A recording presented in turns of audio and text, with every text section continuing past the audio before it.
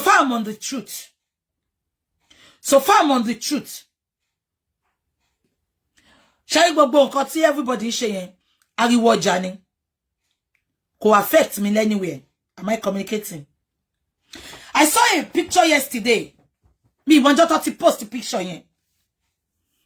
It was about Mohbad's friend, Aya. Liam, Omo Mohbad. No, mo nitik pe Omo Mohbad until it is proven in the DNA test result. Liam, Omo Wumi. Mo rí photo yẹn. Ṣé ń gbọ́ mi? Mo rí photo yẹn tó gbé síta. Aya lọ sílé wọn.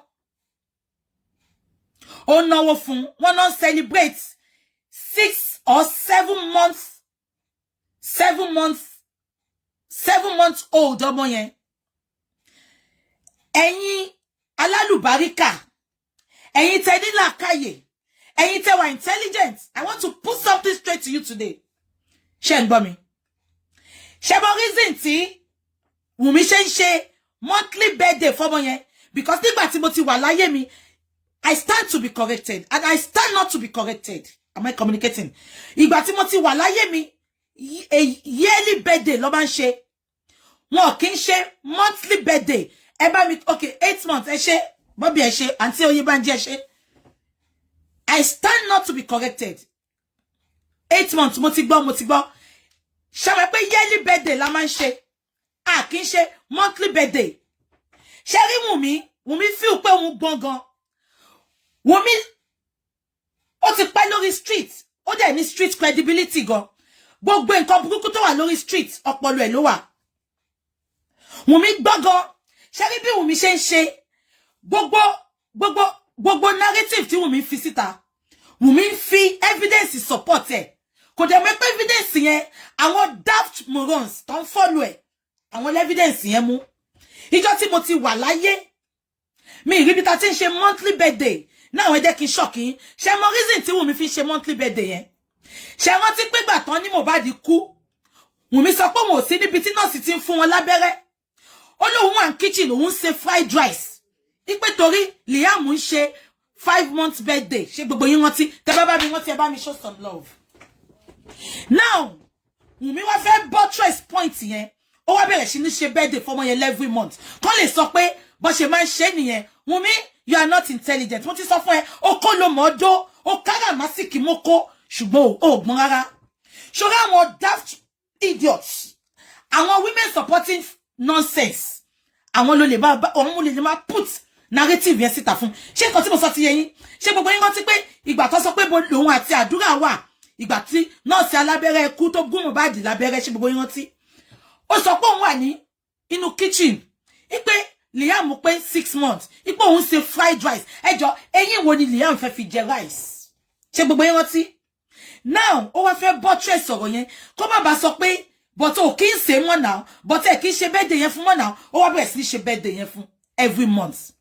Yearly birthday ni mo gbọ́ tó máa ń ṣe. Wọn kì í ṣe monthly birthday.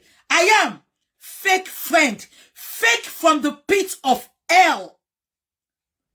All Mohbad's friends, they are fake. They are useless. Àwọn olórí burúkú àti ẹ̀gbọ́n gbogbo wa tá mọ̀ Mohbad rí. Ẹ̀yin àṣírí tẹ́ surround Mohbad. Up till now, gbogbo yín kept mute ni. Àmọ́ kú tó pa Mohbad. Ẹ sọ fún wa ikú tó pa Mohbad. Ṣùgbọ́n lórí burúkú yín, ẹ lọ fi Mohbad catch, ẹ lọ fi catch followers. Àyàmù yẹn wọ́n ti mú page ẹ̀ wá lẹ́gbà tí Mohbad kú. Ó wá tún page yẹn ṣí. Ó wá bẹ̀rẹ̀ sí gbé photo Liam sí.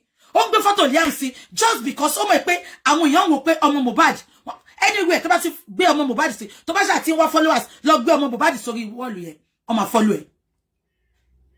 Gbogbo wọn wá lo photo Mohbad. Ó wá fi ń ṣe, ó wá fi ń cash crowd. Ó fi ń ṣé kò tí mo sọ ti yẹn ṣá. Wọ́n fi ń promote page wọn. Wọ́n fi ń promote dead glory wọn. Am I communicating? Ẹ wo àyàmù yẹn lánàá. Ẹ̀yin olórí burúkú ọ̀rẹ́. Mohbad ò sọ̀rọ̀ fáwa náà. Orin ló fi ń sọ̀rọ̀. Èmi ò dẹ̀ ń gbórin ẹ̀. Èmi as a person mo ń gbórin ẹ̀. Bí aká ní Mohbad ti confide in me. Bí àbá ti mo bá ṣe. ẹ̀yin ọ̀rẹ́ tẹ́ ń gbọ́ orin ẹ surround you boy ẹ mọ pain tí boy yìí ń go through ẹ mọ trauma tó ń go through olórí burúkú yín ẹ sọ̀rọ̀ síta ó wá kú tán àyà mu àṣìírè ẹ wo bí ẹ ṣe rí ẹ wo bó ṣe rí ó dàbí aláǹgbá olórí pípọ́n ó wá lọ sílé wọn ó wá ń ju owó sọ́mọ yẹn lórí ó wá oh Jesus Christ what a local frustrated set of people. You can always bring the village. You can always bring somebody out of the village. You cannot bring the village out of a person. Only problem àwọn ọ̀rẹ́ Mohbad àti Wunmi tí mo wò yìí. Ara oko ni wọ́n. They are born local breeds. Ká dúpẹ́ lọ́wọ́ social media àti ikú Mohbad. How dare you?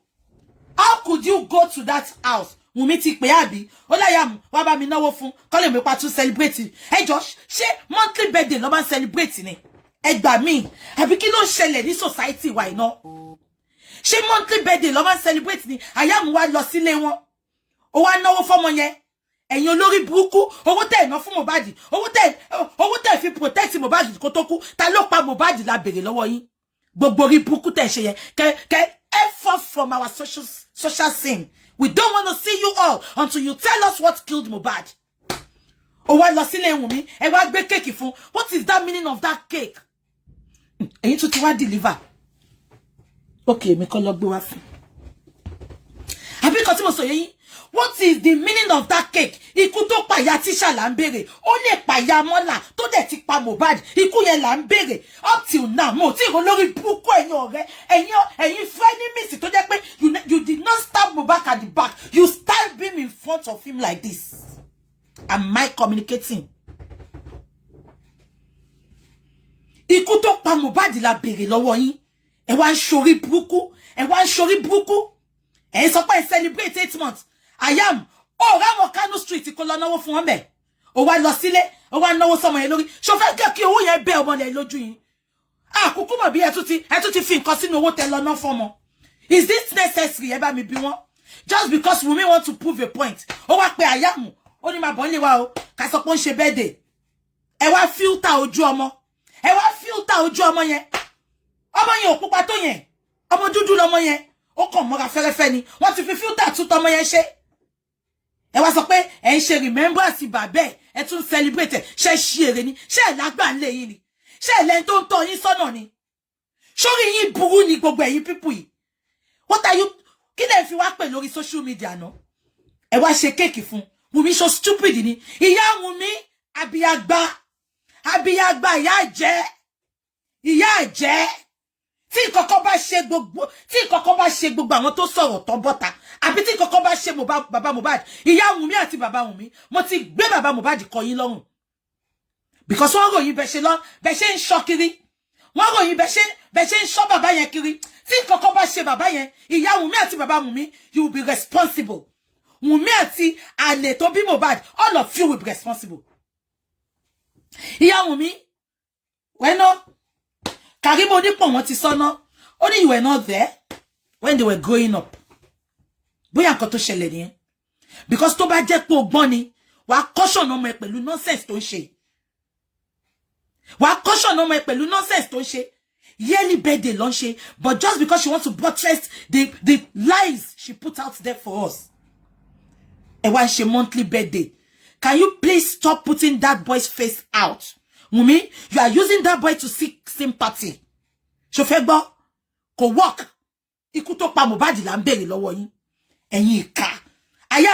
Keep that stupid 500 naira tó lọ ná fọ́mọ yẹn. Keep it to your lọ fi sínú ìwò díẹ̀. Ẹ̀yin olórí burúkú. Ẹ̀yin olóṣì ọ̀rẹ́ ẹ̀ka. Ó kúkú bẹ́tà kí ọ̀dá wà láyé kó má lọ́rẹ̀ kó má lẹ́bí. Dan gbogbo òṣì tẹ́ ń ṣe. Ó wá lọ sílé lánàá. Ṣé kí n sọ fún yín? Ṣé rí? Kó tó máa gbé photo ọmọ yẹn sí ṣé ń gbọ́ mi kò ní follower bó ṣe gbé photo ọmọ yẹn sí báyìí ó ní traffic ni gbogbo wọn dẹ̀ ti mọ̀ ọmọ máa gbé photo ọmọ yẹn sí the same thing náà ni bọ̀bọ́ ìṣe kí ló kọ yẹn náà àmọ́ bí tí gbogbo ti orúkọ òfò èèyàn ló ń jẹ́ Davido 30G èèyàn ló ń jẹ́ Wizkid rí gbogbo orúkọ yẹn bí Ayam bí Bella Shmurda bí mo illiterate will always be illiterate. A local breed will always be a local breed. ó wá sohun sókè ó dàbí Ṣàngó ó wá lọ sílé onáwó kí nìyẹn kọ́ wa bàbá ọmọ tẹ́lẹ̀ náwó fún tẹ́ protect bàbá ọmọ tẹ́lẹ̀ náwó fún tẹ́ protect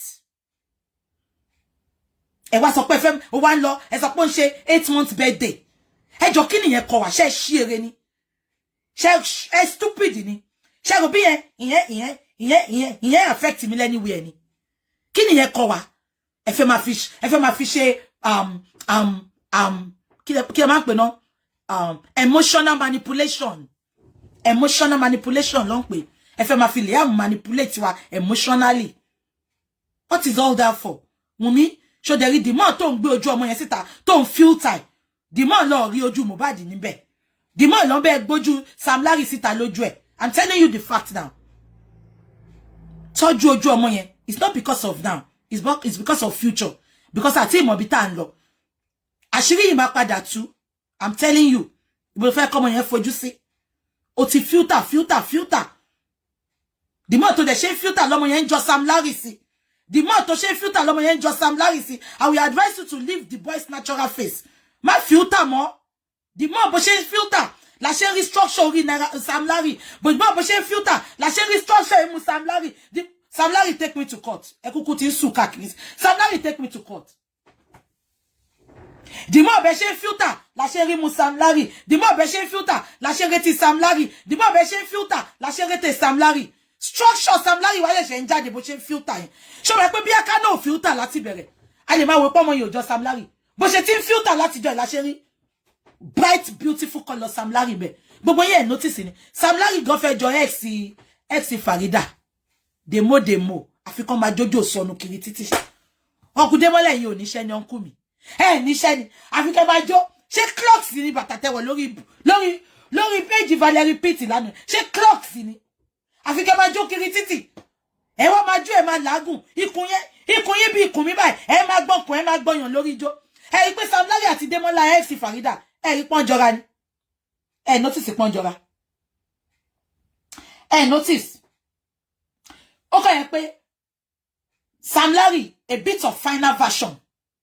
Démọ́lá náà ó fẹ́ fi ọjọ́ra but ikùn Démọ́lá ti pọ̀ ju kun Samlarry lọ. Ẹ lọ bá mi tún wọn wò dáadáa kẹ́ gbé wọn sẹ́gbẹ̀rẹ̀ àmọ́ kẹ́ wá fi Liam sáàrin. Ṣé bẹ para lẹ́kì kan náà ni gbogbo wọn. Àwọn tó tẹ̀ máa mú mi lọ kọ́ọ̀tù pọ̀ báyìí. Straight bullet títí bá Démọ́lá. Oníjó sọ ijó burúkú ìlọ́mọ máa jó agbára wọn. Wọ́n máa mi kùn yẹn báyìí. Mo hate kọkùnrin máa jó. Tó bá ní kí ni mo hate jù nínú ọkùnrin. Kí ni piece of fún mi? Ọkùnrin lè mi kojo ẹ wojo Mohbad yẹn. Má jẹ́ kó mú mi. Má jẹ́ kó mú mi. If I know be Ronaldo I go bench Messi. Bọ̀bọ́ yẹn mo máa jó ijó tó ń pè ní classical ijó ni. Démọ́lá mo máa jó a máa gbọ́nra, a máa gbọ̀ndí, a máa gbọ̀n ẹsẹ̀, a máa làágùn, a máa ṣẹ̀ṣẹ̀ yẹn bí ẹsẹ̀ sàn ní àdé. Ọ̀rọ̀ Démọ́lá kan mo wá sọ. Straight bullet ti kàn bá ni. Wumi mo sọ fún ẹ pé dìmọ́ bó ṣe ń filter ojú Liam ọmọ mi dìmọ́ ló ṣe ń jọ Démọ́lá so my advice yẹ kó má fi tamọ̀ nǹkan tí mo fẹ́ sọ fún wọn ni ayam tí n bá tún rí ẹnu ilé yẹn ẹ̀yin olóṣì alábòsí ọ̀rẹ́ wọ́n máa fi Liam wọ́n máa fi cash wọ́n máa fi kó traffic jọ lórí page wọn àwọn wèrè ṣé ò lọ́mọ ni ò ṣe gbọ́mọ tiẹ̀ sí náà àbọ̀mọ tẹ́ gbé sí yẹn ṣó sọ pé kí Mohbad padà wá ni àbọ̀mọ tẹ́ gbé sí yẹn ṣó sọ pé ikú tó pa Mohbad nìyẹn ikú tó pa Mohbad la béèrè lọ́wọ́ yín ẹ̀yin olóṣì alábòsí olórí burúkú ẹ̀yin olóṣì tẹ́ mú dé certificate tẹ́ pin mọ́ra yín lọ́wọ́ tẹ́ tọ́jú ẹ̀ tẹ́ ń da bàbá oní bàbá láàmú Ọlọ́run máa da gbogbo yín láàmú.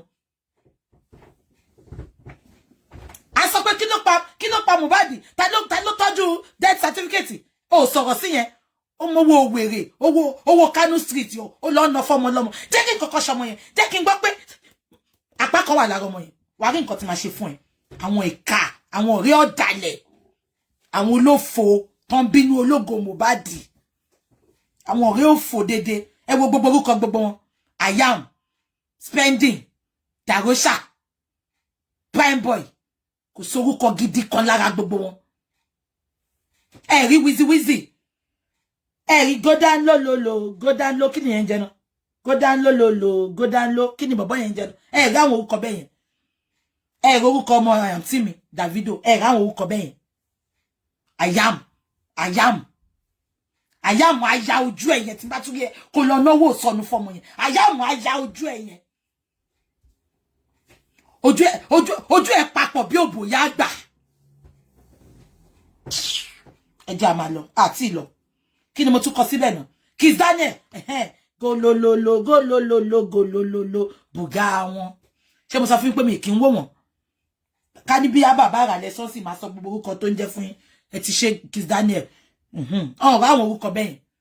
Àti ẹ̀ mo tún like nínú àwọn hip hop yẹn náà. Wizzy, Davido, Kiss Daniel. Ta mo tún like náà. Tàbá mẹ́ta tí máa ń gbórin wọn náà ni. Mohbad. Mo like orin Mohbad nsìn. Mi mọ Mohbad ngba ye ṣùgbọ́n mo like orin ẹ̀. Mo like orin Mohbad kan ṣùgbọ́n mo mọ̀ kọ. If I buy my I go Benshi Messi. Mo like Olamide. Mo like Pokotwa. Ṣé mo kọ tí mo kì like Pokotwa. Mo like Asake. Asake is reserved. Mo like Asake. Ṣé mo kọ tí mo ṣe mo like Burna Boy. He's too full of himself. Mo like him, sorry. Mo like Olamide gidi gan. Mo like Olamide. Kini Pokotwa Portable. Ṣé mo kọ tí mo ṣe like Portable. Ko ṣe Portable. Inú ẹ̀ mọ́. Inú Portable mọ́ gan. Ibi tẹ́ ti máa mọ̀ pé inú Portable mọ́ ni pé orin ẹyọ kan tó Olamide bá Portable kọ nìkan lórin gidi tó kọ. Gbogbo nǹkan tó kù kò rí kokoko. But at the end of the day, Ọlọ́run gbéga. Ṣé mo why? Because ó máa ń ṣàánú inú ẹ̀ dẹ̀ mọ́. Ẹ wò bá tó dé láti London. Ṣé mo pé lómi á lọ ṣe àwọn owó yẹn. Dollar yẹn bó ṣe ń dá síta fáwọn èèyàn nìyẹn. I love him. I like Portable so much. Bó ṣe jẹ́jọ́ ọgbọ̀n yẹn mo ti sọ. Ká ní Portable ni Mohbad ni. Wọn ò lè pa Portable. Portable àti pariwo síta. Wọn ò lè pa. Mo like Adekunle Gold. Because he's a family man. I give him that respect. Yeah, he's a family man. I like him. Yeah. Ẹ jẹ́ ká máa sọ lọ kò ìṣọ̀rọ̀ àwọn olórin la bá sọ. Ẹ jẹ́ ká gbé yẹn sẹ́gbẹ̀. Yeah, Portable ọkọ ẹ̀ mọ́ gan. Mo dẹ̀ máa ń sọ. Ká ní Portable ni Mohbad ni. I love Naira Marley. Yes. I love him with all my life. I love him. I love Naira Marley. Yes. What happened is not going to make me to change my mind. Cut this video. I love Naira Marley. Because when he was doing well, ìgbà tí Naira Marley ń ṣe dáadáa, kò ṣe ayé ńgbà yẹn. And báyìí bá dẹ̀ ṣe ń sọ̀rọ̀ iná. Mi tí rí nǹkan tí Naira Marley ṣe. Ẹ sọ pé Naira Marley bully. We need your evidence. Because Ale Wumi la rí pé ó ń bully Mohbad. I will continue saying it. I don't care what to talk about. I am not a Malian. As a matter of fact, orin Naira Marley ẹyọ kan ni mo like tó sọ pé àyèwádà, àyètúwádà, àyètókù, kò sáyè, àyèwádà, kò sáyè, àyèwádà. Nǹkan kan tí mo like inú ẹ̀ nìyẹn. Ṣé fẹ́ gbọ́? Ìgbà tó kọ́ sópin yẹn mo condemn ẹ̀. Ìgbà àwọn ló ń gba bọ̀bọ́ ìláyè kó máa kọrin báyìí. Ṣé nǹkan tí mo sọ yé yín? But having said that, ṣé gbọ́? Mo fẹ́ kí gbogbo yín bá fi làákàyè wo kíní yìí o. Ìgbà tí Mohbad kú, narrative tó fún wa ni pé tí Bella Shmurda àti Gistwere fún wa ni pé Naira Marley ló pa àti Samlarry. Am I communicating? Having said that, wọ́n ti mọ̀ pé donkey ni many of Nigerians. Wọ́n ti mọ̀ pé many of Nigerians, they are gullibles. Go look, wọn gbọ́ come. Am I communicating? Ìgbà tí Gistwere put narrative yẹn, wọ́n kọ́kọ́ sọ pé tí ló ń dùn. Bella Shmurda ẹlẹ́nu fẹ́lẹ́fẹ́lẹ́ bí òbẹ̀ rẹ̀ lé. Ẹlẹ́nu fẹ́lẹ́fẹ́lẹ́ bí ewé ọ̀lẹ̀. Ó ní I will talk. Bella Shmurda ṣó ti ya odi ni. Ó sọ pé I will talk. Nobody can hurt me. Bella Shmurda ṣó ti ya odi ni. Because pẹ̀lú gbogbo nǹkan táwọn ọlọ́pàá kà yẹn, wọ́n ti fún wa ní evidence bí àwọn nǹkan tó ti mú lọ fọ́lọ́pàá. The narrative they put out to us was Naira Marley ló pa just because of the audio. Tí Mohbad sọ pé tí n bá ti kú o, àwọn Malian records ló pa mí. Now, nǹkan tí mo dẹ̀ ìmọ̀ máa sọ dé ní nìyẹn. Ṣé rántí pé the same thing náà ni Mohbad sọ fún Wumi. Kò tiẹ̀ expatiate ti Naira Marley, ṣùgbọ́n ó expatiate ti Wumi. Ó sọ pé ìwà àtàwọn family ẹ fẹ́ pa mí, aṣọ tí mo ní kẹ́ má gbé sí mi lórí lẹ gbé sí mi lórí, kíníkan lẹ ṣe fún mi. But gbogbo yín ẹ cover Wumi. Ẹ sọ pé ó normal kọ́kọ́ àti ìyàwó máa jà. Ẹ̀yin olórí burúkú tẹ́ ń sọ̀rọ̀ ẹ, á jẹ́ pé ti pọkọjáyé. Because ìwà àtọkọ ẹ ń jà. Ó delete gbogbo message tó wà ní iCloud ọkọ ẹ. Ọkọ ẹ sọ pé tipẹ́ tó ti máa ń ṣe. Ó ní ṣé Ògún fẹ́ pa ìyá ìyàwó òun ni. Ó láṣọ tó òun ní kó má gbé sóhun lórí lọ gbé sóhun. Ṣé mo pé táwọn Naira Marley kò expatiate ẹ̀. Ṣùgbọ́n ó expatiate ti Wumi. Ó go deeper níbi ti Wumi. Òfin tó mú Naira Marley. Òfin yẹn náà ló ń mú mi. Because the same voice note la gbọ́. Ṣùgbọ́n ẹ cover Wumi. Ẹ attack Naira Marley. Ṣé fẹ́ gbọ́? Ṣé gbogbo yín fẹ́ gbọ́ láàárọ̀ yìí? I will continue saying it. You all are bullies. Gbogbo ìdẹ́ sọ pé Naira Marley bully her to death. Naira Marley bully him to death. Spare me your fucking fuckeries. Spare me. Gbogbo àwọn musicians tó fi dé pé lórí ọkọ Ìyábọ̀ tó ń sọ̀rọ̀ bí dìdìrì lánàá. His speech self no hold water. Ọkọ Ìyábọ̀ gan yìí ṣe for everybody. Gbogbo yín lẹ ń ṣe. Gbogbo yín lẹ ń ṣe. Ẹ̀yin tẹ́ wà nínú music industry. Èyí tí ò bá ṣe nǹkan tí Naira Marley ṣe fún Mohbad, ẹ bọ́ síta kẹ́ wá sọ fún mi. Ó ní gbogbo wa ló lè. Ẹni tí ilẹ̀ bá mọ́ bá ní bàráwò. Ẹni Naira Marley bully ẹ̀. Naira Marley bully emotionally. Ṣé bí ìtarí nìyẹn? Mélòó ló ń ṣẹlẹ̀ táàrí? Mo rántí Báyọ̀ wá nígbà ayé ẹ̀. Gbogbo àwọn Bùsọ́lá Òkè, gbogbo àwọn Lanre Tẹríba. Ó ní nǹkan tí Báyọ̀ wá fojú wọn rí kó tó release wọn náà. Ó ń ṣẹlẹ̀ dáadáa. Ẹ gbàgbé. Ìyábọ̀ Òjó tá ń sọ yìí. Ìgbà tọ́mọ tó parọ́ fún PA tó parọ́ fún pé òun ra mọ́tò fún Jọ́sí. Ṣé rántí? Ìgbà tí gẹ́ yẹn máa lọ kí náà sọ́tọ̀, ó bà gẹ́ yẹn jẹ́ náà. Ó ló jí òun lówó, ó ṣe báyìí. Gbogbo wa là ń ṣe. Àwọn kan tí ò nífẹ̀ẹ́ mi sìn, tí mo ti bá ṣe rí, tẹ́lòmíì bá pè wọ́n. Ṣé ń gbọ́ mi? Tẹ́lòmíì bá pè wọ́n.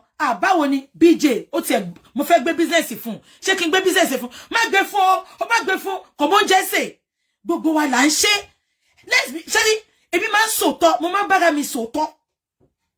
So nǹkan tí Naira Marley ṣe yẹn, ìtorí Mohbad sọ tiẹ̀ síta ni. Gbogbo nǹkan tí gbogbo yín ń ṣe lọ́wọ́lọ́wọ́ yìí náà. Àbí kò yé yín? Gbogbo nǹkan táwọn politicians yín ṣe fún yín náà, wọ́n ń bully yín ni. Wọ́n yọ subsidy inú owó epo. Wọ́n fowó kún minimum wage. Ẹjọ́, ta ni greatest bully? Àwọn politicians yín ni. Because mo gbọ́ rí tó bá yọ subsidy tí ìlú tí bí nǹkan ṣe wọ́n tó yìí, ọdọọdún ló ń fowó kún owó oṣù wa, owó iṣẹ́ wa nílùú yìí. Ṣé ń gbọ́ mi ṣá?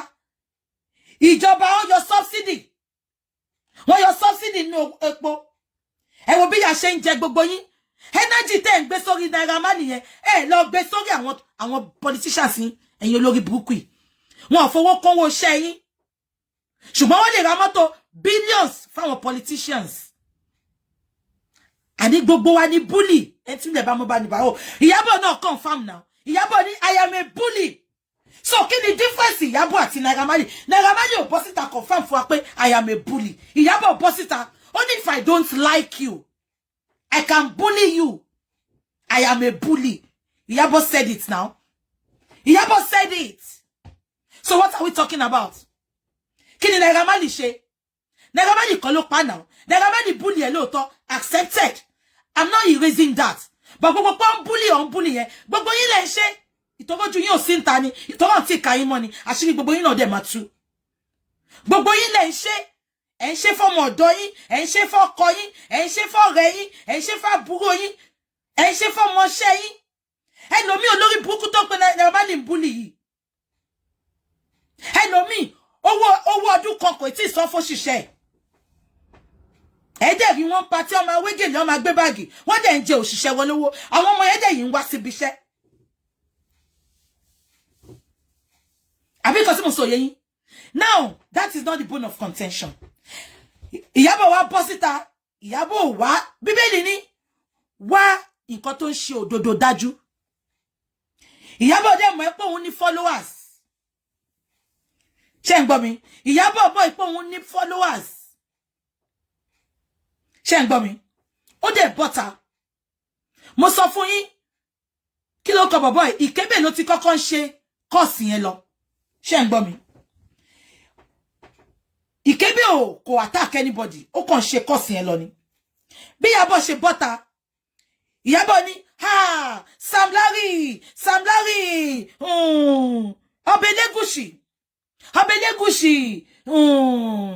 Naira Marley, yẹ̀yin lẹ pa ebuli ẹ̀. Ìyábọ̀ ṣe fẹ́ gbọ́ láàárọ̀ ẹ̀. Ìyábọ̀, heaven bear me witness, I don't hate you. I say it as it is. That doesn't make me to see what I want to buy from you tomorrow and I won't buy it. I don't hate you. My heart is full of love. If you want to argue it, anytime you can argue with your keyboard. But me atolo ni mo mo yen. Ṣé ń gbọ́ mi. Ìyábọ̀, let me put it out to you this morning. Mohbad confided in your husband and yourself when you were in London. What did your husband do? Mohbad went pay, I have got a crying shoulder when he came to London with to make a show for you and your husband. Me tell you, your husband a partner, kò tí forúkọ sí ẹ lọ́wọ́. Ṣé ń gbọ́ mi? Ṣé ń gbọ́ mi? Oh, partner one in music industry. Baba, if Facebook, are you don't love it and liking? Shake her hand, Danny. Shake her hand, Danny. I can't see your love and like. Shake her so ye. Baba, ye back to what's in London. Oh, believe phone till he showed that all my cry on. He confided in you. Polo. He told you all his pains. What did you do? You never make any moves. You never even do any. You did not do anything to protect that boy. Ó sọ pé ó mọ̀ pé bó ṣe tó nìyẹn, ṣó dìgbà tó bá fi ọ̀bẹ sí ọmọ yẹn lọ́rùn. Ṣó dìgbà tó bá fi ọ̀bẹ sí ọmọ yẹn lọ́rùn Polo, kó tó mọ̀ pé wọ́n fẹ́ pa. Polo, this is your own because you came on Daddy Freeze on the ring light is sọnù lánàá. O kàn run mouth eh. Do you know that this guy confided in you? The guy did not confide in us. He confided in you and you even said it pé bàbá yẹn lòun ò lè rìn ní London, ipò òun fẹ́ àwọn ọlọ́pàá. But you ignored it and you bring that your roundabout mouth be foreigner. You came on Daddy Freeze yesterday. You had on sorrow be àwọn tó ń ta generator that's funny. Am I communicating? Because at the end of the day, when the boy told you his fears, as an intelligent man that you call yourself, what did you do? If somebody tell me something now, I keep on saying it. It is only if it is life-threatening, like Mohbad, I will not make it a secret.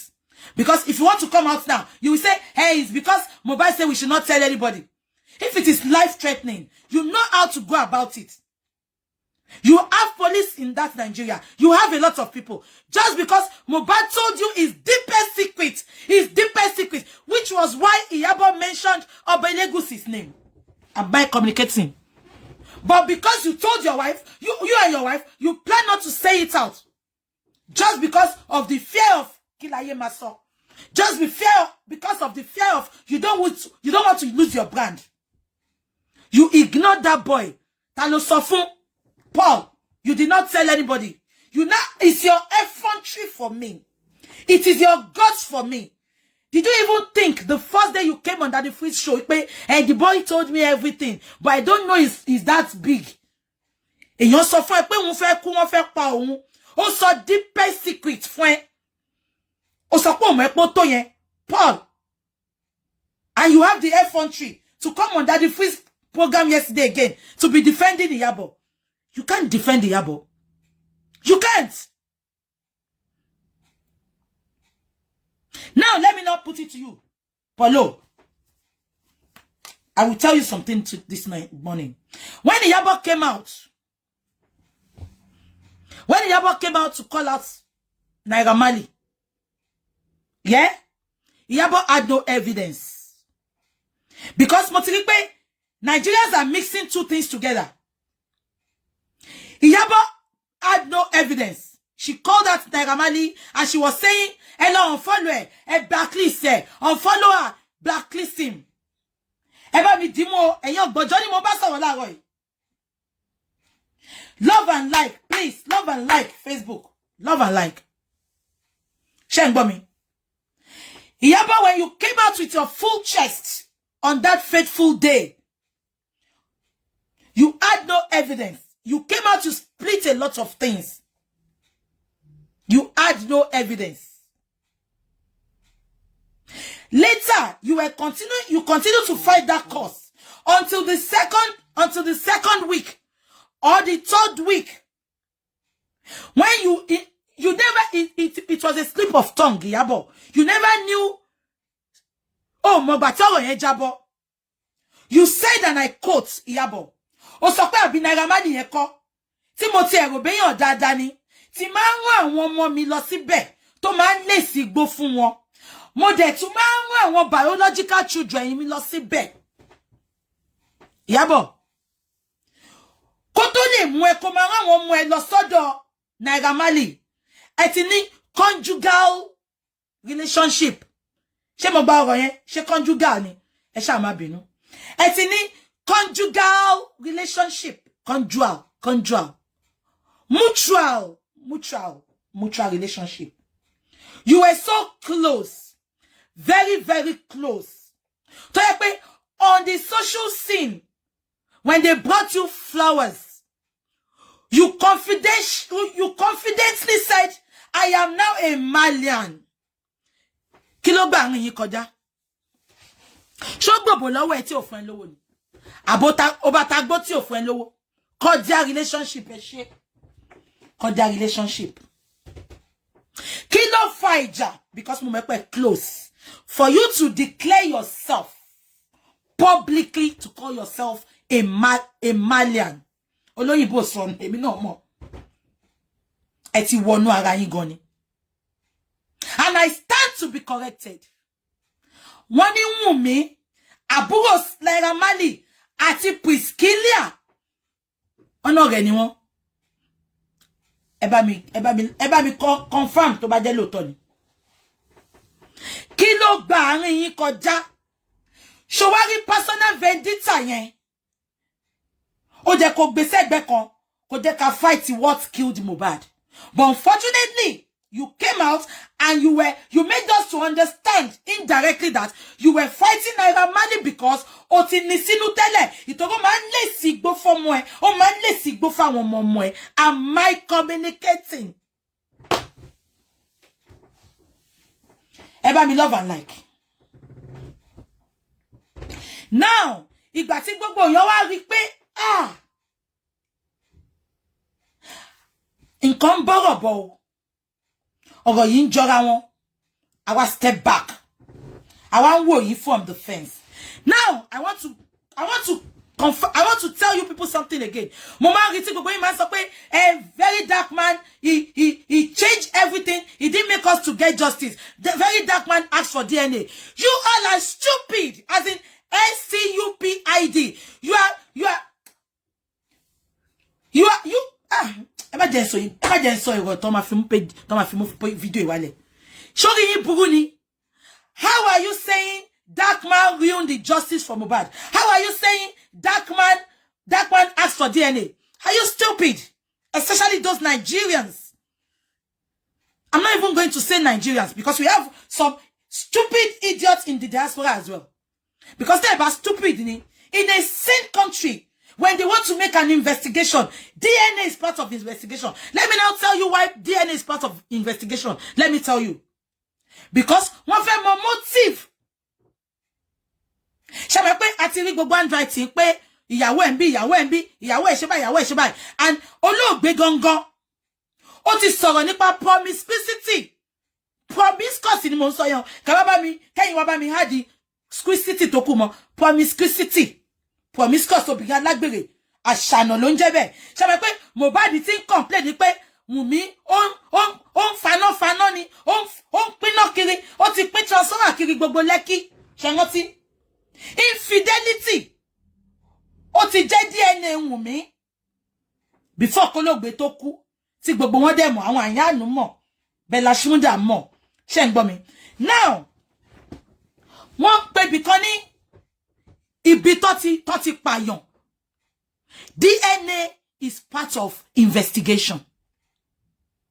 But gbogbo yín turn around, ẹ̀yin illiterate, ẹ̀yin dumb skull, ẹ̀yin tó jẹ́ pé okó àtòbò àti kẹ́ ṣọ́yàn kẹ́ ṣìdí sílẹ̀. Tẹ́ bá rí gbogbo Nigeria yẹn sìn. I'm looking for a man that will take care of me. I know you must be gbogbo yín ṣòwò gbẹ̀yìn. Am I communicating? Ẹ wá change narrative yẹn. Ẹ sọ pé very dark man lo ba kosi je. Very dark man. Very dark man did not ask for DNA. A very dark man is an investigative blogger. He is well read, he is educated, and he didn't allow his emotion to make him not to say the truth. I asked for DNA, Baba Mohbad asked for DNA, came here, everybody talk about DNA. So why are you wrapping it around dark man? In the same country, they will ask for DNA. Because the matter gbogbo evidence law, tó dẹ̀ ti gbọ́ ohun, tó ti gbọ́ gbogbo nǹkan tí Mohbad sọ sí Wumi, ó máa ní kí ni motive. Mo bá ẹ jẹ́ kí n block olórí burúkú yìí. Ìyá ẹ̀ ò ní ṣoríire, olórí burúkú ọmọ. Tẹ́ bá láyà ẹ fojú yín wá bú mi, ẹ fojú yín wá comment. Tẹ́ bá láyà. If many of you are not cowards, comment with your face. Ẹ jẹ́ ká máa sọ̀rọ̀ wa lọ. So gbogbo DNA, it is part of investigation. Either very dark man asks for DNA, or either he didn't ask for DNA. Ṣé rí pé ọ̀rọ̀ dark man ló wá ń ṣe ń sìn? Because ó ti wá wà so glaring pé ọmọ yẹn ò ń ṣe ọmọ Mohbad lóòótọ́. Am I communicating? So let's leave that. Ìyábọ̀ ò ní evidence. Now mo fẹ́ ka kíní kan fún yín. Ó ní Priscilla ó put in kọ̀kọ̀ síta lánàá. I'm going to talk about it. Priscilla, when your mother said Mohbad was lacing drug for you and his adopted children, where were you? Priscilla, one wiru, ọmọ ló jẹ́ sí mi, mo ní bú ẹ o, Ọlọ́run ní jẹ́ kí n bú ẹ, ọmọ dáadáa ni, bó tẹ̀ jẹ́ pé mo mọ̀ ẹ́. But I want to correct you, Priscilla. You are missing something. Let me read what you wrote and I will correct you. You are missing, Priscilla, you are mixing two things up. You are mixing two things up, Priscilla. I want to correct you. 1 minute, Priscilla. Let me go to that page. Yeah, page is Sister Valerie. I saw it on Sister Valerie's page. 1 minute. Priscilla, I want to correct you this morning. You are mixing something up. Yeah. Now, Eba mi tẹ́tí sí update Priscilla. Yeah. Priscilla said, the audacity, you want to sue. Sue who? Limao, clowns. Priscilla, ó ṣẹ̀ṣẹ̀ mọ̀ pé Naira Marley jẹ́ clown. Ìgbà tẹ́jọ́ ń jẹ tẹ́ ń lọ sílé wọn. Tẹ́jọ́ ń jẹ, tẹ́jọ́ ń ṣọ̀rẹ́. You didn't know Naira Marley was a clown then. Yeah? Let me continue. The cases you have in court for the boys' catalog and unpaid royalties, have you finished that one? No, Priscilla, this is where I won't agree with you. Naira Marley is suing your mother, Iyabojo, for lying on him without an evidence. Priscilla, you are going to lose some Kotayen song, Priscilla. Priscilla, you said the case you have in court. Don't talk about the case Naira Marley have in court. The bone of contention is Naira Marley sued your mother, Iyabojo, for putting out different narrative, for saying Naira Marley killed Mohbad without an evidence. I expected you for defaming the character of Naira Marley. You should have spoke about defaming character, not talking about royalties. Why are you all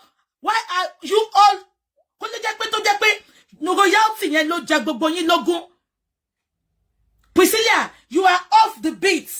The bone of contention is Naira Marley sued your mother for saying for saying òun ló pa Mohbad. You should have come to talk about that. You are off the track. It is two different things. And who are you to say royalties kan wà lọ́wọ́ Naira Marley? Ṣé ìyá ẹ sọ fún ẹni?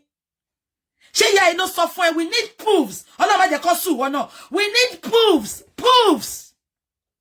Ẹ jẹ́ kí n máa kà fún yín lọ. You said the cases you have in court for the boys' catalog and unpaid royalties. Have you finished that one? It is none of your business, Priscilla. Leave that to Naira Marley and the police and the courts. You want to sue who? When there are legit videos and evidence you and your gang steadily bullied that young man before he died. Hey, Joe. Eba mi pe Priscilla. Priscilla. I know you speak English. But I think you are not understanding the reason Naira Marley is suing your mother. Also, there is proof and video. See, Naira Marley bully Mohbad. Hey, Joe. Kí ló fi correlate? Ẹ̀yin tẹ́ lọ sí school. Ṣé bẹ́ẹ̀ pé mi ò kàwé púpọ̀. Ẹ̀yin tẹ́ lọ sí school. Ẹ bá mi separate. Only separate from the shaft. Only kẹ́ yọ èpò kúrò nínú àlìkámà. Am I communicating? Kí ló ń sọ, kí ni Priscilla ń sọ? Ó sùn. Naira Marley sùn màmá ẹ̀ ipe kò ní evidence nǹkan tó sọ nípa òun. Ìwọ ń sọ pé videos àti proof wà ní pé wọ́n pa Mohbad. No. Naira Marley is suing your mother because your mother defamed his character. Ẹ jẹ́ kí n máa kà lọ. Nigerians, you all amaze me, Sha. But like I will say, no celebrity would have put their safety, career kids on the line to fight for justice. Priscilla. Mumbo. Any sùúrù.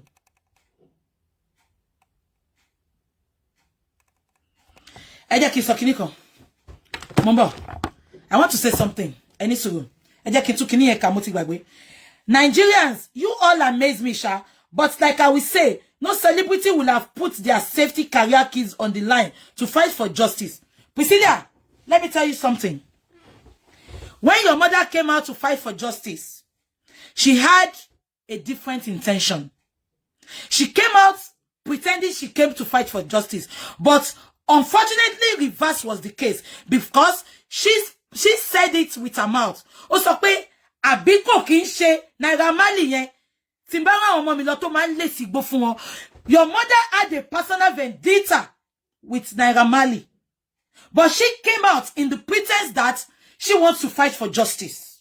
And she said it in that program she did. She said, if I don't like you, I will bully you. That was what she did to Naira Marley. Naira Marley ti share. Ó ti hold the grudges against Naira Marley. Ó wá put her out.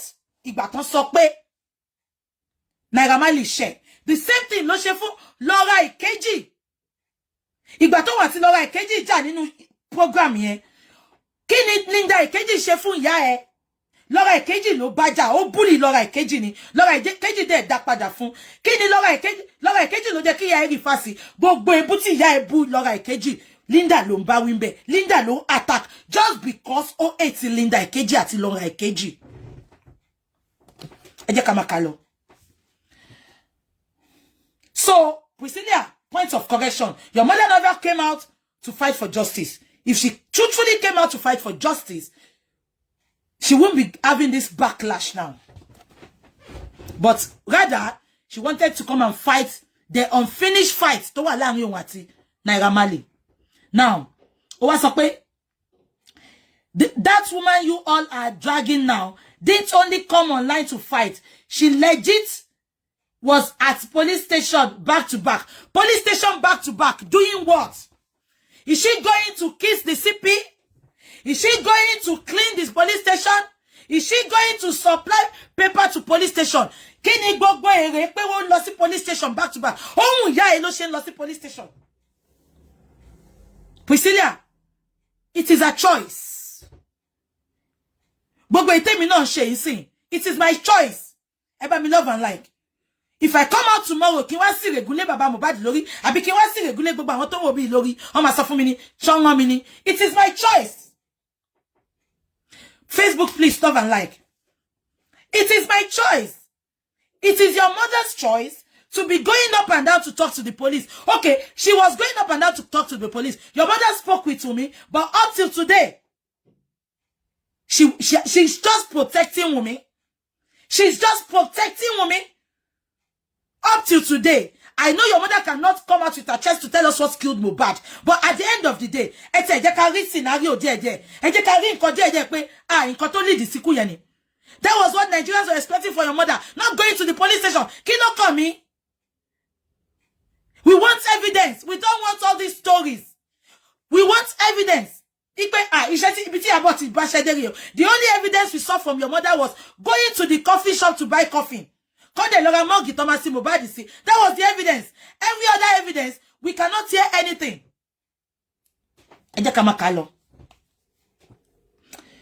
Going to police station back to back. Till now, still paying for DJ Splash hospital bills. Talon Ronche, yes, charity organization. Paying for DJ Splash hospital bill. But this your mother, she wants to pay Naira Marley. We want evidence. Evidence equals Sowo hospital yen. Only charity, our gonna badasi. You don't have to just update now just because Naira Marley sued your mom. All this is shenanigans. Shenanigans because at the end of the day, this is not this is different from I want you to come and talk about okay, Naira Marley, you sued my mother. More evidence evidence because your mother said Naira Marley man lesigbo fun yin to nba ran yin lo. That is what I expected you to come and say pe Naira Marley o ni kure. I have evidence now. O gbegbo fun mi kin be egbe lo sibi kan now. O fun mi ni gbo now. Nkan ti mo ese ko wa se niyen kemi emi as somebody ki wa be ti ka boya la ya Naira Marley loju. But reverse is the case. Old story, you wanna what suffer. This is a pity party story. This is an emotional story. You want me to fall for this? I'm not an Instagram person. I post on Instagram, but I mean, I don't do Instagram. I want to get follow ni one. Go logba. I am not one of them. I am myself. I am not a follower. I stand out. I don't follow the crowd. I don't follow the freaking lying crowds. About me love and like. About me love and like. Only your mother is still paying for DJ Splash hospital bill and treatment. Yet you call it clout. Who called it a clout? Your mother called it a clout. Nobody called your mom clout. Nobody. You call it a clout. Like she made money out of it. Yes, she said she had an NGO now. Even if she's not making money, Wumi gave her money now. She's paid. Tell her to come and sue me. She said she wants to sue me, but I don't have money. No. Even if I don't have money, yeah? Even if I don't have money, the government will pay for me. Tell her to come and sue me. She wanted justice. Fair enough. Why ti ya en pe sibi kan? Why ti ya lo se backbone fún mi? Why ti ya just spokesperson fún mi? If your mother truly wants justice, she will be neutral. She will be very neutral. She went to Mohbad's mom's house. She did not visit Baba Mohbad. She went Egbon kan ti Berekete so now. Only you ma take case yen. Only I will invite the mother, I will invite the wife, I will invite everybody. But reverse was the case for Yabo. Àwọn Wunmi ló mú tenti eti. Òun gan ló jẹ́ ke mi ṣàánú Baba Mohbad. Mi bá má ti ṣàánú Baba Mohbad. Just because wọ́n lọ mú tenti wọ́n ti ìyá Mohbad àti Wunmi. Ó wá pa bàbá yẹn tì. Nǹkan tó jẹ́ kí n rí bàbá yẹn nìyẹn. Àwọn ló jẹ́ ke mi rí bàbá yẹn. Mi fẹ́ dá sí ọ̀rọ̀ ìpè kí n kàn má ṣe blog mi lọ ni. Àwọn ló jẹ́ kí mi ṣàánú bàbá yẹn. Because wọ́n lọ mú tenti ti Wunmi àti ìyá Mohbad. The fact pé Ìyábọ̀ mọ nǹkan tó ń ṣẹlẹ̀. Wọ́n lọ mú tenti wọn síbẹ̀. This way ìyẹn náà wá fún wa ní irọ́ ìyẹn wá parọ́. Ó fi ń dá gbogbo Nàìjíríà rú.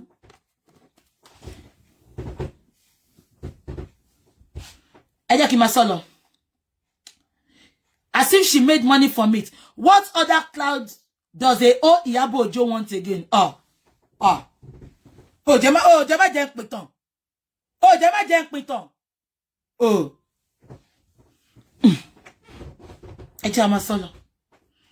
She was, and you are very disrespectful. Priscilla, why will you call your mother Yabojo? I'm a pay Yabojo Lonje. My mom. Why can't you call your mom my mom? Why are you calling your mom Yabojo? Don't do that. I'll correct you for that. She was supporting LP Clouds. Talonja LP. Can't you see our economy now? Okay, Priscilla. Mo de robo wa intelligent ni o. Wesha, many of these Nigerian ladies, our Nigerian girls, no, many of them, they are not intelligent. They are not. O da bi egungun pe àwọn girls kan lana. Only what is the definition of fashion? Te ba gbọ́ nǹkan ton sọ. Jesus Christ. Money beauty without brain. Many girls to Nigeria. They are beautiful, but they don't have brain. They couldn't even define fashion. Only what is the definition of fashion? They couldn't define fashion. And they're like, 500,000. La won ra won. Kini ko la won ra won. Ah! Mo ti sọ, tí obìnrin bá wà tó fine, ṣùgbọ́n tí ò ní brain, obo ẹ̀ ló máa suffer. If you are beautiful without brain, now your totoko suffer am. Ẹ jẹ́ ká máa sọ lọ. Ó sọ pé she was supporting LP Clouds. Okay, Labour Party. Okay. Can't you see our economy now? Kí ló kọ ẹ pẹ̀lú yẹn? Ṣé rí pé mo ní Priscilla kò understand nǹkan tí Naira Marley kọ síbẹ̀ yẹn. Bí àwọn kan sọ fún ni bí a kò ká. Naira Marley is suing your mom for defaming his character, for defaming his music company without an evidence, and for saying that Naira Marley man lè sí gbọ́ fún wa àtàwọn àbúrò ẹ̀. Nǹkan tí Naira Marley sue Ìyábọ̀ fún nìyẹn. Naira Marley o, kí ló kọ Naira Marley pẹ̀lú economy ilé? Priscilla, you are a celebrity as well. You should be a mouthpiece. Our economy, kí ló ń da our economy pọ̀ mọ́ pé Naira Marley sue mommy ẹ Priscilla. Ma nu ẹ o Priscilla, ma ba ẹ wí o. Ọmọ mi ni ẹ. Ya ma solo. She was supporting the young girl that was raped, Clouds. Which young girl that was raped? Oh, that girl. Okay. Sorry girl yẹn. Èmi ò mọ̀ ẹ ṣàánú mi o. Well, ibi báyìí ni princess wà. Tó bá dé sue mi, a jọ máa sue ara wa ni. Èmi tí ẹ gbọ́ pọ́n ní princess. Wọ́n sọ pé intentionally. Ṣé mo pé ti mọ̀ pé problem bàbá Ìjẹ̀ṣà ni. Ṣé mo bẹ́ẹ̀. Ó ti mọ̀ pé problem bàbá Ìjẹ̀ṣà ni kó máa touch. Tí bàbá Ìjẹ̀ṣà ṣe sọ fún. Ṣé rántí pé princess àti bàbá Ìjẹ̀ṣà wọ́n ti jẹṣẹ́ ara wọn rí. Ṣé ń gbọ́ mi. Now, bàbá Ìjẹ̀ṣà dẹ̀ ti confide nínú princess pé nǹkan báyìí ṣe òun tó yẹ pé bàbá Ìjẹ̀ṣà àti princess go confirm pé bàbá Ìjẹ̀ṣà princess mú bàbá Ìjẹ̀ṣà lọ sí ọ̀dọ̀ àwọn tó máa gbàdúrà fún kí gbogbo kíní ẹ kúrò lára ẹ̀. Ṣé ń gbọ́ mi. Now kí mo fẹ́ fàyọ. Nǹkan tí mo gbọ́ ni o, alleged ni o princess. Wọ́n ní princess mọ̀ọ́mọ̀ set bàbá Ìjẹ̀ṣà up. Ìtorí pé ó fẹ́ máa ọmọ yẹn wá jẹ adúró nílùú yìí ni. Wọ́n sọ pé ó ti ń gbé bíbá yìí sí pé ó ti jẹ adúró. Mi mọ̀ bí yóò tọ́ ni o. Wọ́n ní mọ̀ọ́mọ̀ set bàbá Ìjẹ̀ṣà up because ó wí pé tóun bá tiẹ̀ travel báwo lòun ṣe máa stay sílùú yìí. Ọ̀nà nǹkan tó ṣẹlẹ̀ yẹn ló fi wá jẹ adúró ní bíbá. Alleged ni o princess. Well, àjọ wà ní UK ni. Ẹnu kò gbé mi lọ kọ́ọ̀tù kí n máa wò bí ẹni tó sọ bus pass nù ni. Tí n bá dẹ̀ dénú courtroom. BJ ṣó jẹ̀bi ẹ̀sùn tá fi kún àbò jẹ̀bi. Olúwa mi mo jẹ̀bi pẹ̀lú àlàyé. Alleged ni mo pe olúwa mi. Alleged ni mo pe olúwa mi. Mi sọ pé ó ṣe. Alleged ni bàbá mi. Alleged ni olúwa mi. Alleged ni olúwa mi. Mi jẹ̀bi ẹ̀sùn tẹ́ fi kàn mí pẹ̀lú àlàyé.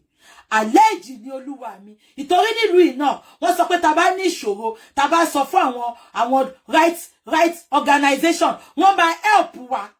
Alleged ni olúwa mi. Ìtorí pé wọ́n sọ pé princess ó ń dó bàbá Ìjẹ̀ṣà tẹ́lẹ̀. Ìgbà tí bàbá Ìjẹ̀ṣà dẹ̀ sọ fún pé òun ní problem. Ó ní princess mú òun lọ sílé aládùúrà tó ti wá jẹ́ pé ìgbà tó wá délé aládùúrà princess wá sọ pé wọ́n ti gbàdúrà fún. Princess wá wò pé òun fẹ́ jàpá syndrome ń ṣẹlẹ̀. Ó dẹ̀ fẹ́ wá sílùú yìí because ó ṣe comedy ò gbé tó tẹ̀ jẹ́ pé jọ́kan ìgbà tó gbé comedy lọ sí theater kò rẹ́ni wò ó sunkún lórí social media ó sọ pé wọ́n bóun share wọ́n bóun wò ó sunkún kíkorò ń jẹ́ yẹn ó wá jókòó olúwa mi okay ó tó bíjè ta ni adájọ́ tó tẹ̀lé wa olúwa mi adájọ́ kan kò tẹ̀lé mi wá èmi mo gbéra mi wá okay ó yá máa sọ lọ ìgbà tó wáyá princess wá jókòó ó wò kí ó wọlẹ̀ lẹ́yìn comedy tó ṣe yẹn tí ọ̀rẹ́ yẹn òwò yẹn ní tíátà yẹn ó wá wò pé kí lòun lè ṣe ó wá wò pé ta ló súnmọ́ àmì tó òun bàbá Ìjẹ̀ṣà dẹ̀ ti sọ fún pé òun máa fọwọ́ kà àwọn ọmọdé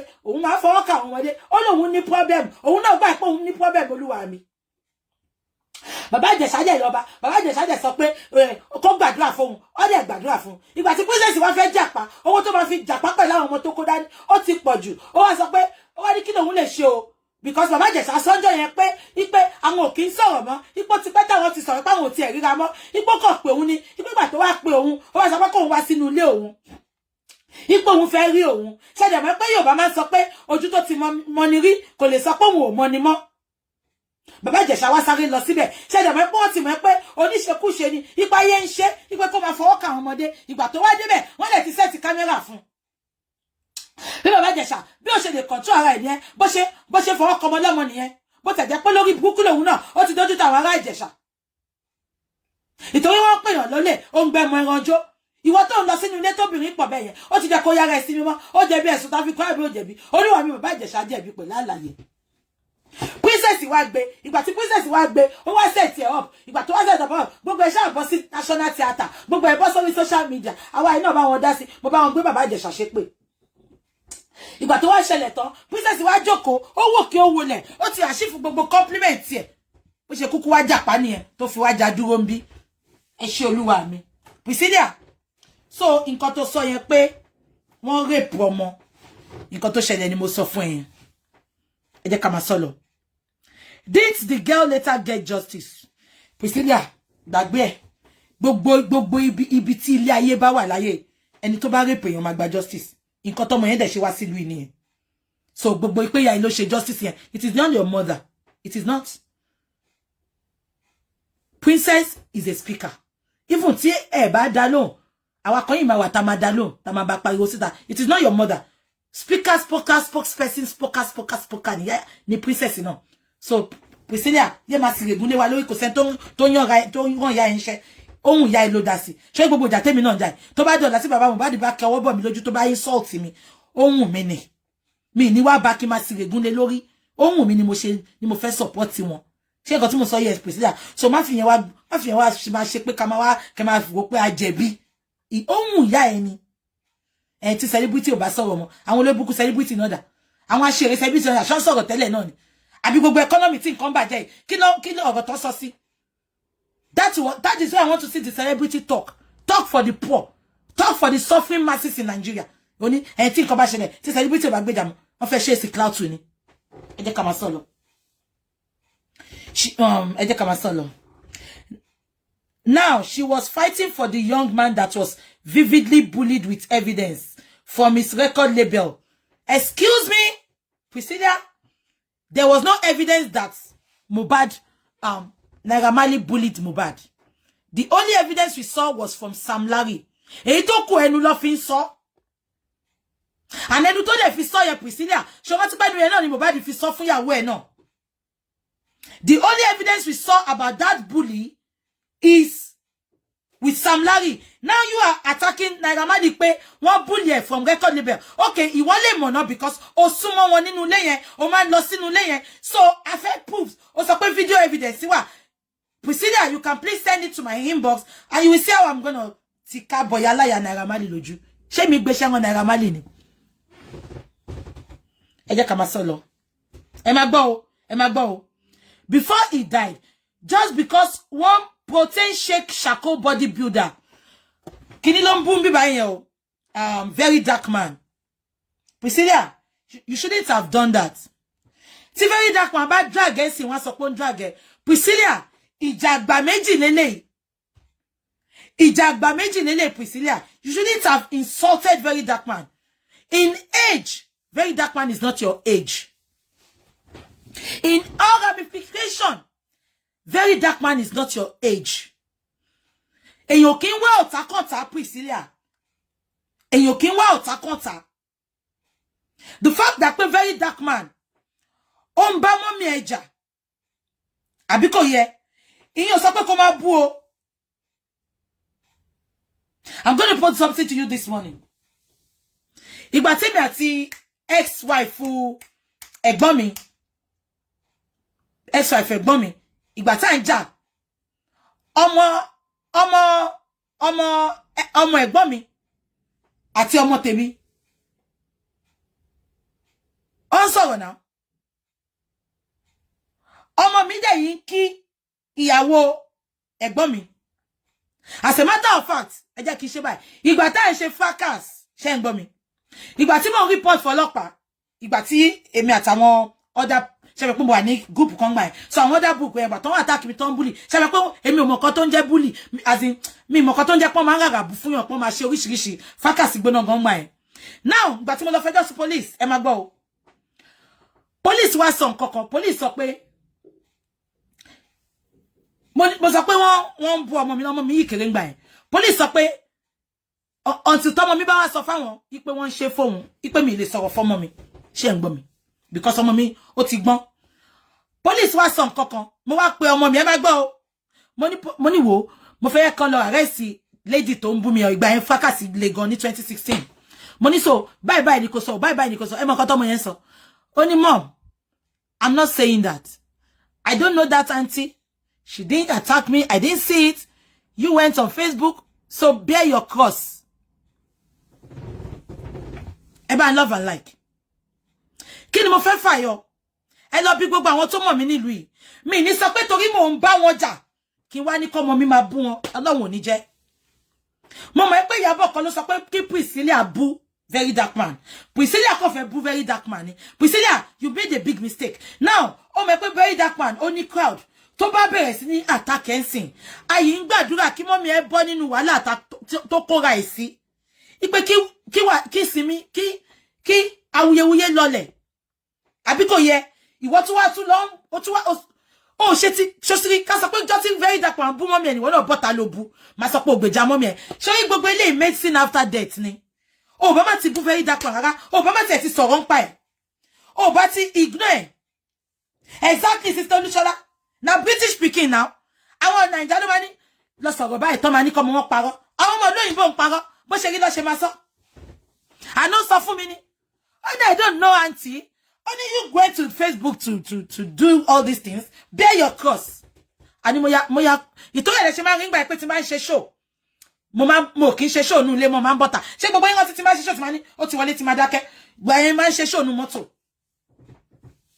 Now, Priscilla, ẹ jẹ́ kí máa sọ̀rọ̀ mi lọ. Priscilla kò jẹ́ kó involve very dark man rárá. Ó tún wá bu ẹgbẹ́ orúkọ tó pé very dark man.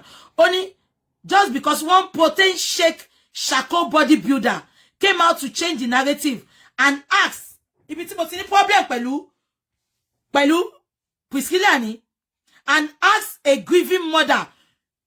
Priscilla, what do you know the definition of a grieving mother, Priscilla?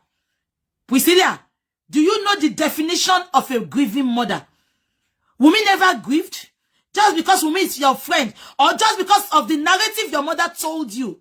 Wumi is not a grieving mother. If Wumi is grieving, she would have told us what killed her husband. If Wumi was grieving, she would have followed true justice. If Wumi was grieving, she wouldn't go and entertain. She wouldn't go and join those people attacking people that are looking for true justice for Mohbad on the TikTok to be attacking people. If Wumi was grieving, she would have come out by now and be crying to tell us, please find justice for my husband. If Wumi was grieving, Wumi wouldn't have lied on people that witnessed what truly happened when Wumi killed Mohbad.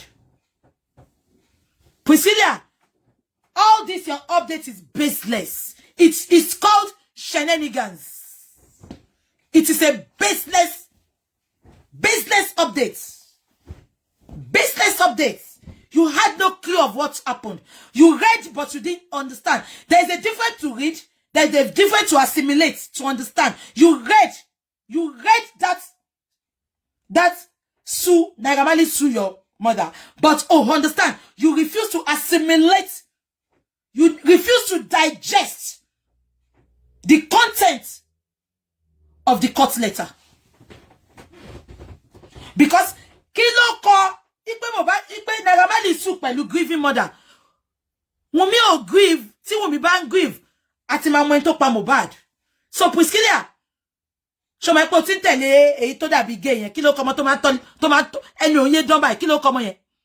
Kilo ko mo ọkùnrin tẹnu ẹ ma ń dán yẹn. Ọmọ tó ma tẹ̀lé ọmọ Ìyábọ̀ yẹn, kilo ko ẹ.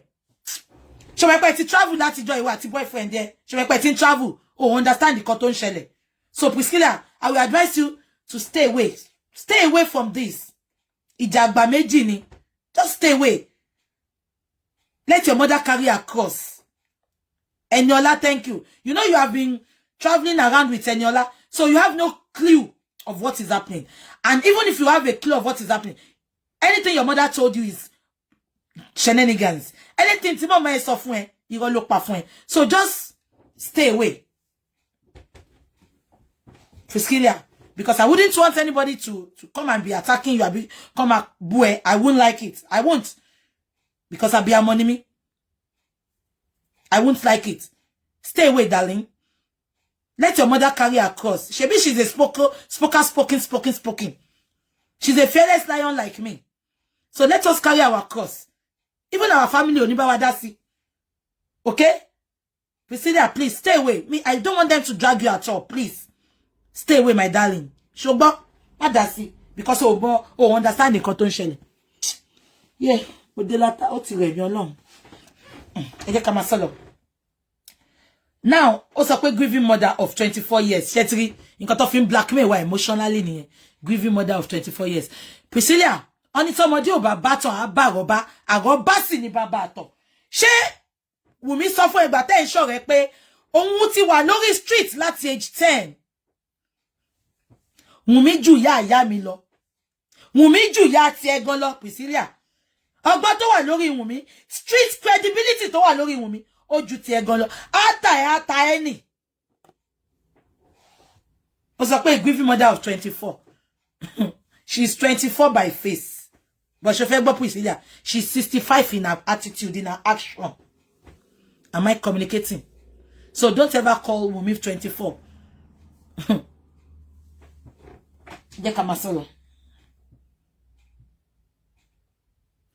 You all fell for that, really? Only people fall for DNA.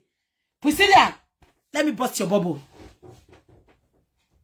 You don't understand what is happening. I'm not gonna I don't want to go tell your mother to explain for you. Or sofeni, any tomato libab, any oyedon, Lo sofeni ko ṣàlàyé fún ẹ. Mo fi pe any chimawa well read juwolo. Sofeni ko ṣàlàyé fún ẹ. Because understand. Why will you say Why will you say that they asked grieving mother of 24 years for DNA test? You all fell for that, really? Priscilla, you travel around, but you are not exposed. Exposure is different from being influential.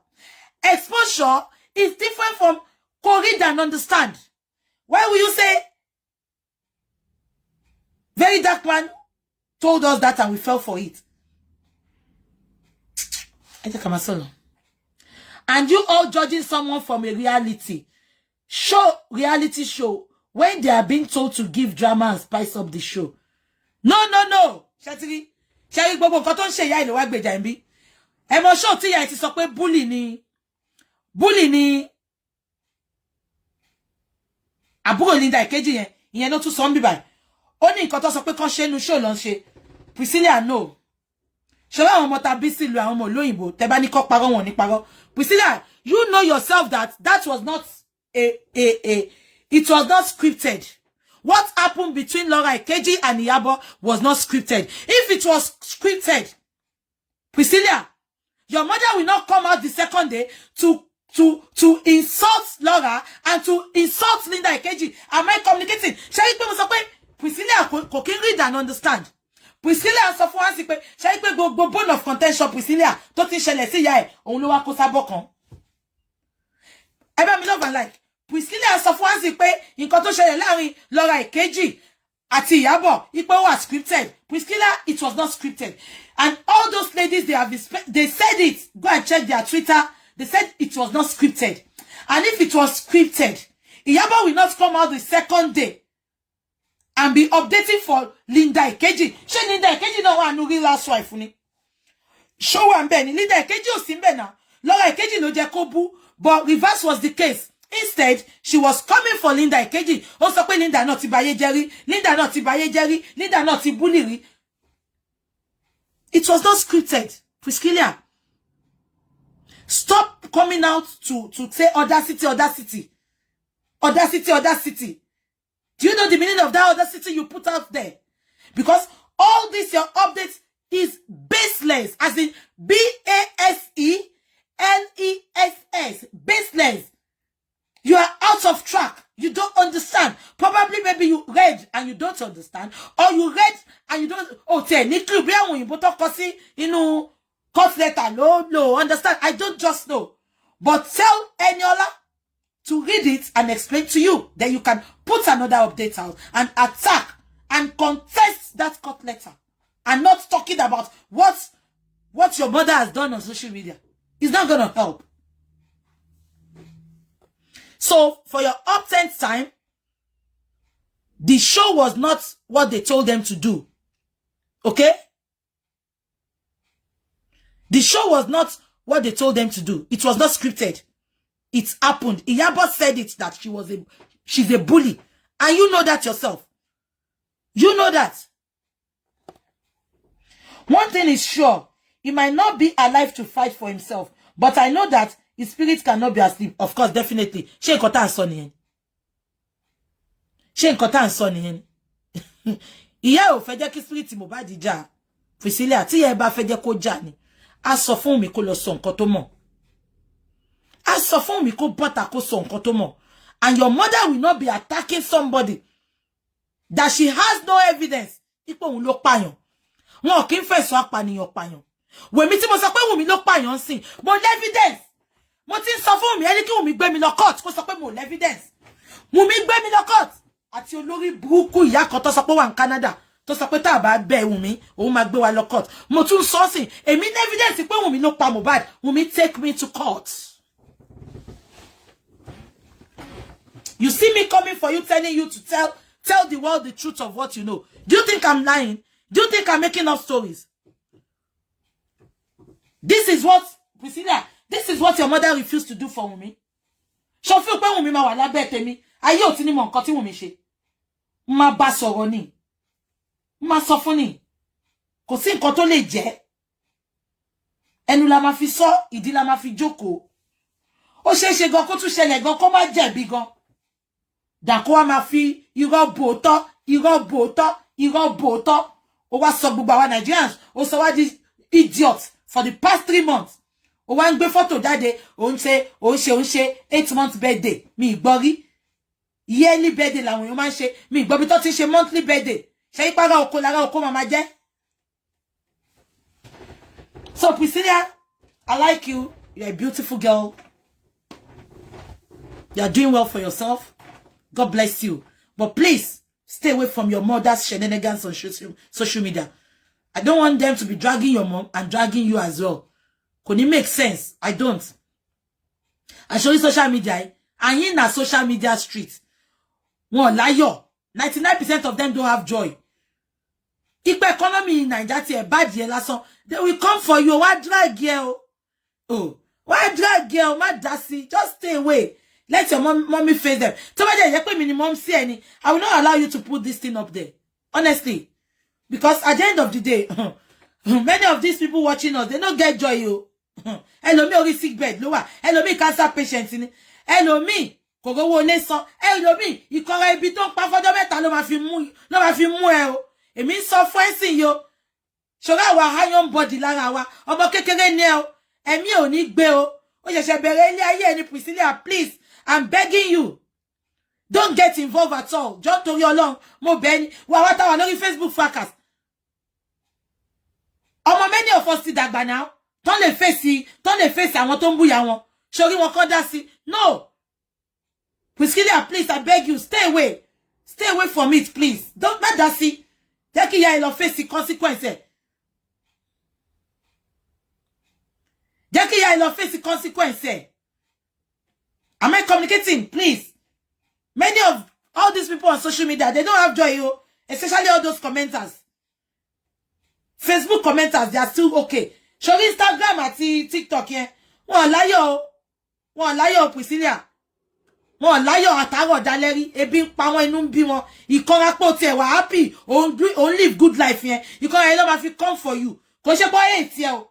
Ìkanra ẹlòmí ò kàn like pé inú ẹ ń dùn ni. So Priscilla, stay out of it. Wọ́n drag you, Eniola. Stay out of it, oh. You should know better. Ọlọ́pàá ma call everybody last ni o. Adasi, please. Please, Priscilla. I like you so much. Adasi. And don't insult anybody again. And tó bá bú ya ẹ jẹ́ kó lọ bú. Jẹ́ kí ya ẹ lọ dá padà fún. Má bú o de mo very dark man. O me pa o kin kọjá lára ẹ.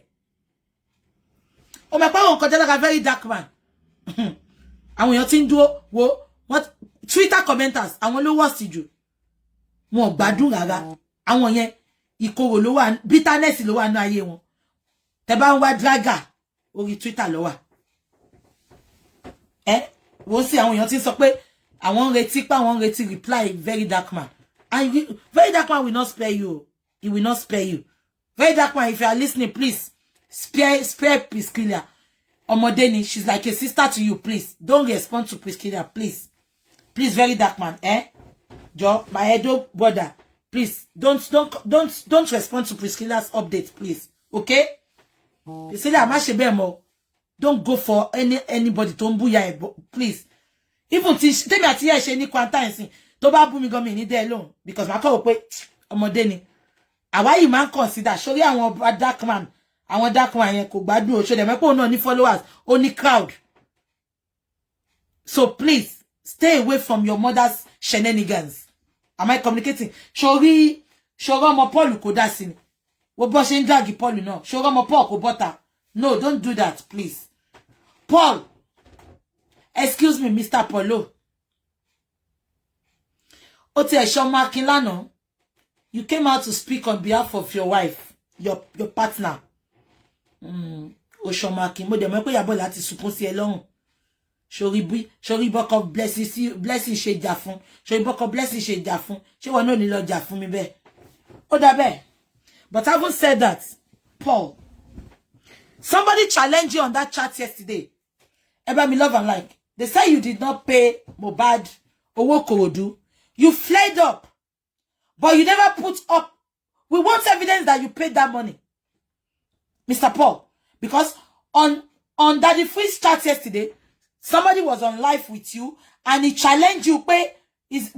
Are you sure you paid Mohbad's money? The money he came to perform in London. And you flared up. You were so angry. Being angry will not solve the problem, Mr. Paul. We need an evidence. Let's see the what you made the payment with. We want to see a transaction that occurred because it was not so long when Mohbad came from London, when he died. So we want to see the transaction. This is the payment slip. Not coming online to attack people that said it on Daddy Free's chat yesterday. We need an evidence that the money was truly paid. Okay, Mr. Paul? And if I were you, I heard you said something yesterday that you would have stopped your wife. It's something she has passion for. No, Daddy Free's bias, only ring light his son. He what am I making woman after? That Daddy Freeze, of course, you know, he's Wumi supporter. He never liked Baba Mohbad. So he's always against Baba Mohbad. And you should not expect less from him now. If you Daddy Freeze, he make all Daddy Freeze wants is after money. Yeah? Now, let me now say something. Mr. Paul. Only thing about that by your gunjani. Eba mi tumo fun Baba Paul ni oyinbo. Mr. Paul, you said something yesterday.